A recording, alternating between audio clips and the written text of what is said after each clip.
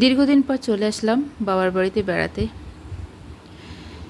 বিয়ের পরে এতদিন কিন্তু আমি বাবার বাড়ি কখনো থাকিনি, আর এখানে এসে চারিদিকে একটু ঘুরে ঘুরে দেখছি অনেক দিন পর। আর কত স্মৃতি, সেই ছোটোবেলার স্মৃতি মনে পড়ছে।